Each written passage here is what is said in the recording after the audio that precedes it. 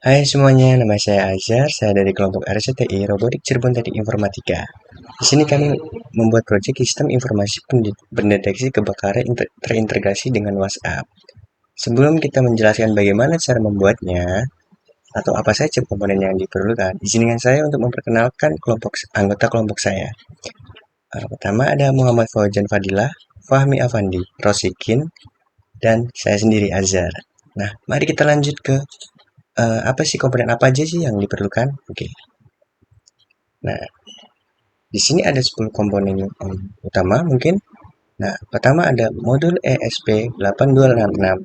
Kedua ada frame sensor, lampu LED, kabel jumper, kabel USB, smartphone, plus aplikasi WhatsApp, PCB, korek api, solder, dan timah. Nah, ini alat dan bahan yang diperlukan untuk membuat sensor api yang terintegrasi oleh WhatsApp. Nah, ini bagaimana sih caranya? Lanjut. Nah, di sini kita memerlukan yang namanya wiring atau rangkaian. Nah, rangkaian ini untuk menghubungkan atau untuk memprogramnya gitu. Nah, di sini kita membutuhkan modul ESP. Apa sih modul ESP8266 itu? ESP8266 itu adalah sebuah modul WiFi terintegrasi dengan microcontroller yang memungkinkan pengembang untuk membuat aplikasi IoT Internet of Things dengan mudah. Nah, apa sih IoT itu? Internet of Things itu apa? Nah, ini tuh adalah modul yang dimana itu terintegrasi oleh internet. Nah, kita dan kita juga memakai sensor frame sensor. Frame sensor adalah sensor yang digunakan untuk mendeteksi keberadaan api atau nyala api dalam lingkungan tertentu. Sensor ini bekerja dengan cara mendeteksi radiasi inframerah yang dihasilkan oleh api atau nyala api, kemudian menghasilkan keluaran sinyal yang dapat digunakan untuk mengendalikan di sistem otomatis atau alarm keselamatan nilai tersebut yaitu boolean. Nah, dari nah ini tuh gambar dari rangkaiannya. Nah, ini LED, ini modul ESP8266 dan ini adalah sensor frame sensor. Nah, frame sensor ini dia adalah input. Nah, apa inputnya atau keluarannya? Itu adalah boolean yang boolean itu berarti 01 logikanya. Nah, nanti inputan ini akan masuk ke pin D1 di sini. Nah, setelah D1. Lanjut kita ke pengenalan komponen yang lainnya. Nah, komponen lainnya juga ada banyak seperti lampu, LED, light emitting dioda adalah jenis lampu untuk digunakan material semikonduktor untuk menghasilkan cahaya. Nah, habis itu juga ada PCB.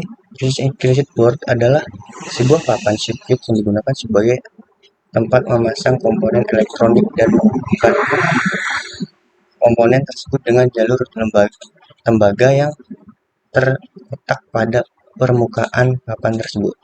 Nah, kabel jumper adalah kabel pendek yang digunakan untuk menghubungkan antar komponen elektronik atau sirkuitnya suatu dengan lainnya, terutama pada rangkaian elektronik yang terkait secara manual atau prototyping. Kabel USB Universal Serial Bus adalah sebuah kabel yang digunakan untuk menghubungkan perangkat laptop dengan modul SP8266 untuk mengubah source code yang telah diprogram pada aplikasi Arduino ID. Nah, sedikit saya jelaskan di sini. Lampu LED ini untuk apa? Nah, lampu LED ini untuk sebuah output. Dia jadi ketika ada api itu dia nyala gitu. Dan di sini juga kita bisa mengembangkan lebih jauh seperti pakai Bezier atau alarm apa namanya Bezier sama PCB. Ini adalah tempat di mana rangkaian itu terletak gitu untuk menghubungkan ataupun untuk mendesain rangkaian. Nah, kabel jumper ini untuk menghubungkan komponen satu ke komponen lainnya. USB ini juga bisa untuk memasukkan program dan sebagai sumber dari ESP untuk ESP866. Nah, untuk sumbernya ini bisa.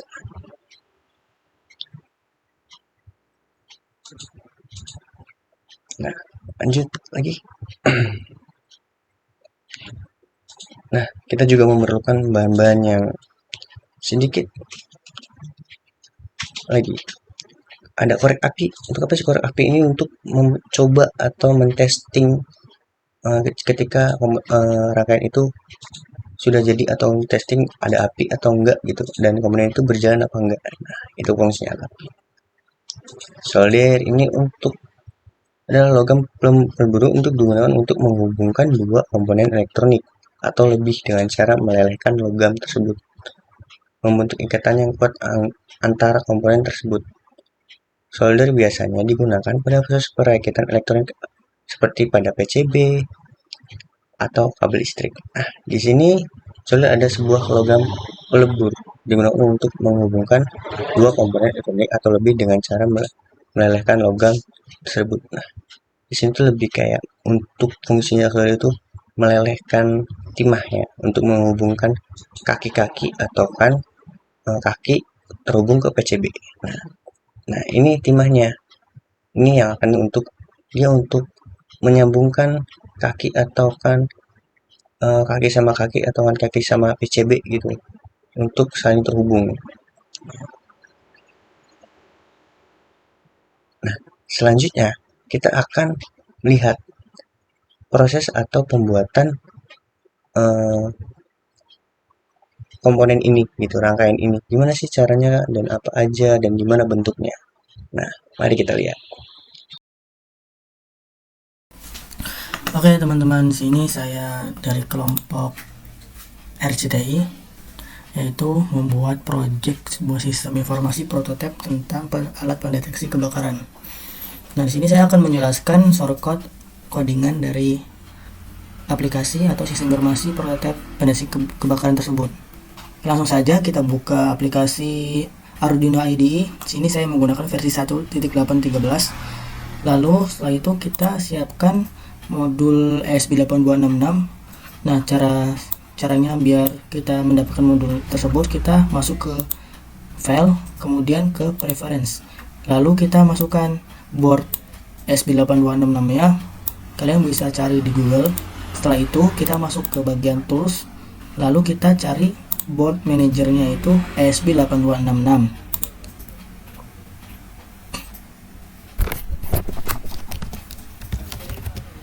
Nah, sini saya sudah menginstalnya. Setelah itu, jika sudah terinstall, maka dia akan mendapatkan board ESP8266 di sini. Kalian pilih, teman-teman pilih ESP8266 board, lalu pilih generic ESP8266 modul. Setelah itu, kita siapkan juga port atau COM-nya, itu di sini saya menggunakan COM3. Jika teman-teman tidak ada port atau tidak muncul port COM-nya, itu caranya teman-teman download CH340 atau driver CH340, bisa di Google, di Chrome atau di browser lah. Jika sudah terhubung semuanya, langsung saja kita ngoding. Hal yang pertama kita siapkan yaitu digital pinnya. Di sini saya definisikan digital pin sensornya itu 5, dimana 5 ini sebagai digital pin 1 dan pin lainnya itu sebagai digital pin 2 atau 4 ini. Lalu kita buat setup dulu. Kita masukkan serial begin dengan nilai 960, lalu kita masukkan pin modenya, yaitu pin sensor sebagai input dan pin LED itu sebagai output. Lalu kita langsung ke fetch log. Kita uji dulu nih, kita buatkan dulu sebuah variabel yang bertipe data integer, yaitu API sama dengan digital read parameter pin sensor, yang nilainya itu pin sensor. Nah, kita buatkan logiknya, yaitu logik sederhana, dimana jika variabel API ini dia bernilai 1, maka tidak ada API atau pesan yang tidak terkirim. Kemudian kita masukkan serial monitornya, itu tidak ada API, dan pin LED-nya ini akan mati. Jika tidak, maka dia akan menampilkan serial monitor bahwa ada titik api yang berjarak 1 meter. Lalu dia akan kirim pesan melalui Calumet bot yang telah kita siapkan sebelumnya. Lalu kita baca digital width-nya itu pen LED ini akan menyala. Setelah itu kita masukkan nilainya itu sebagai 1 detik.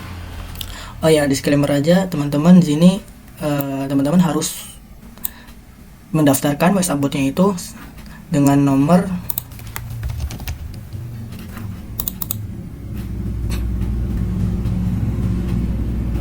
yang ini teman-teman. Teman-teman bisa nyari referensi di YouTube ya. Oke, kita langsung saja yang ke berikutnya, itu kita menghubungkan Node MCU atau modul ESP8266 ini mempunyai sebuah jaringan WiFi, yaitu kita buatkan library atau kita panggil library WiFi-nya itu ESP8266 ini dengan cara kita include library ESP8266 HTTP client H dan sini library ESP8266 ya. Setelah itu kita konfigurasi WiFi-nya dimana nilai ini mutlak ya, sebagai tipe datanya itu card dan memiliki variabel SSID yang sama dengan itu SSD-nya Diva. Di sini saya menggunakan jaringan yang bernama Diva. Kemudian nilai mutlak yang kedua yaitu tipe data card dengan variabel password yaitu ZANIT 21212. Nah teman-teman jangan sama ya, nanti nggak akan terhubung. Jadi teman-teman menghubungkan jaringannya masing-masing.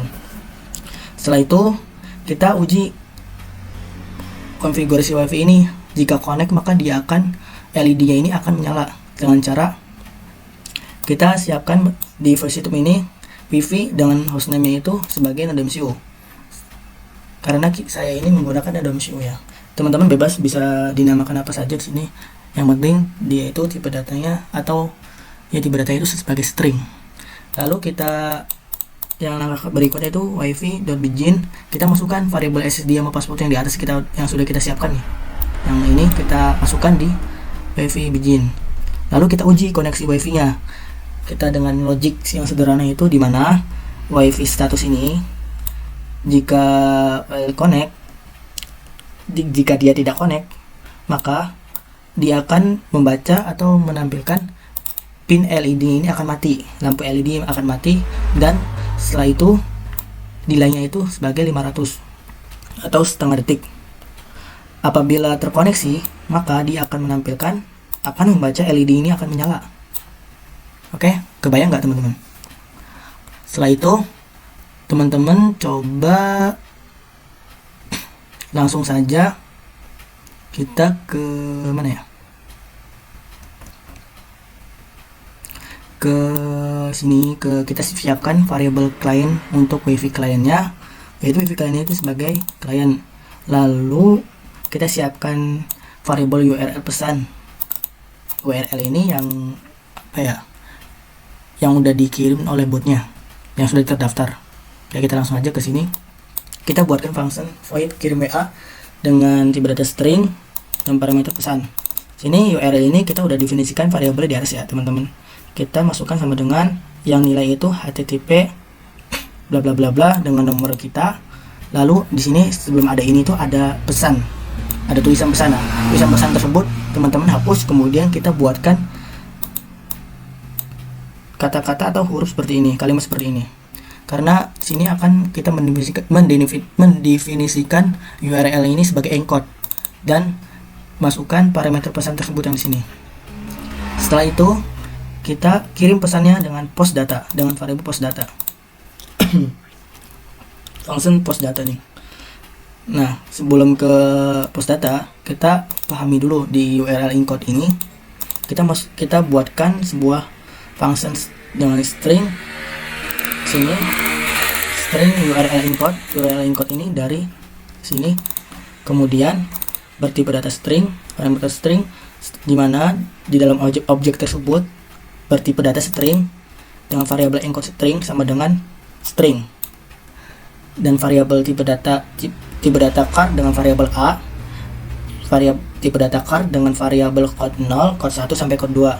Lalu kita buatkan perulangan, di mana perulangan ini tipe datanya integer dengan variabel i, di mana variabel ini sama dengan 0. Kemudian variabel i ini kurang dari panjang dari string parameter string tersebut.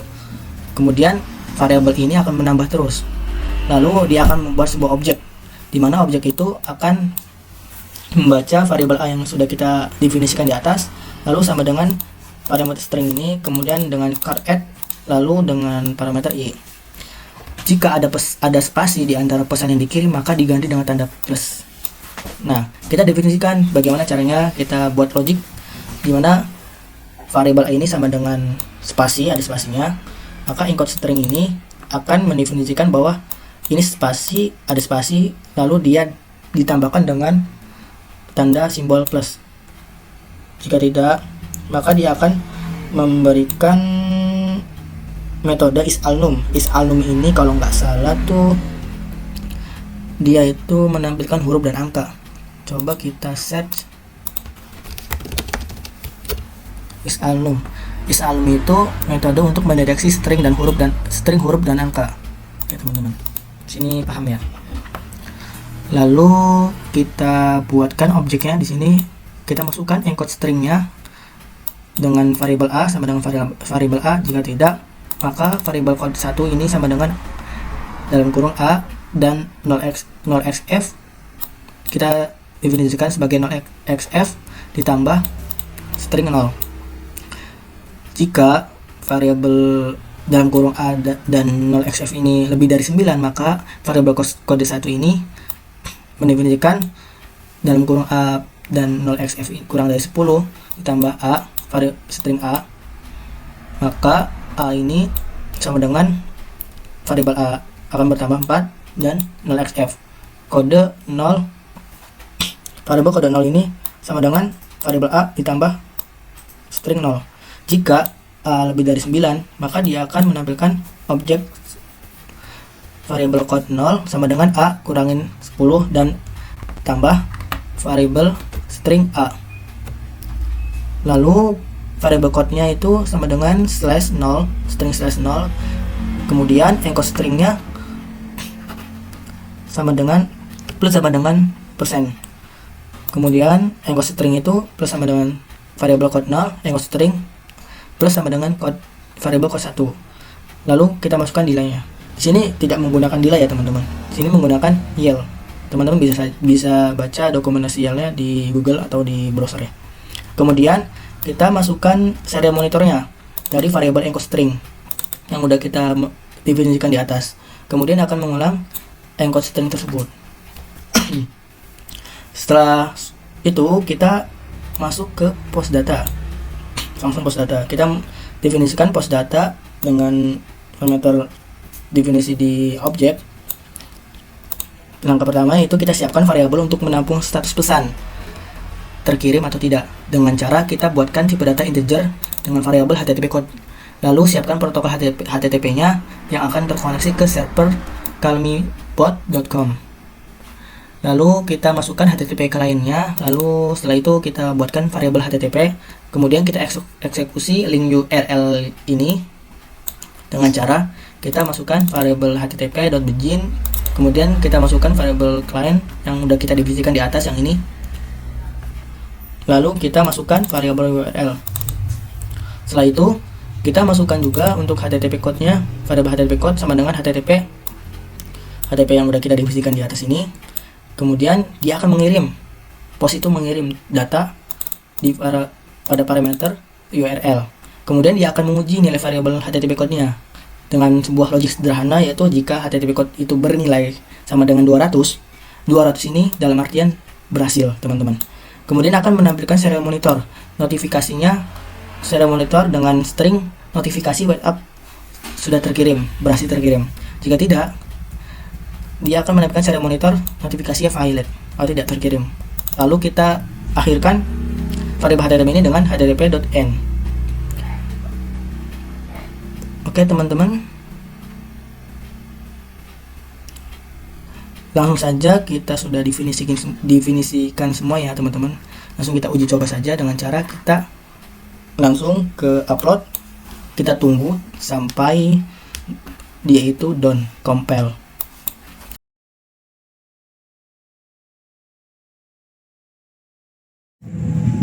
Ya, di sini saya akan menjelaskan rangkaian sensor pendeteksi API menggunakan frame sensor serta microcontroller modul MCU atau modul ESP8266 dan terintegrasi dengan aplikasi WhatsApp. Nah, kita kita langsung aja ke rangkaiannya. Nah, di sini ada sumber. Dia bisa menggunakan apakah kabel data, dia bisa menggunakan terhubung ke laptop ataupun power bank. Nah, di sini ada ground untuk mengasih grounding ke sensor, serta ada positif VCC, dan ini kita hubungkan saja ke VCC 3V.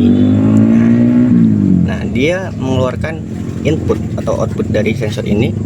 Nah, sensor ini pendeteksi api. Dia akan mengeluarkan deteksi api.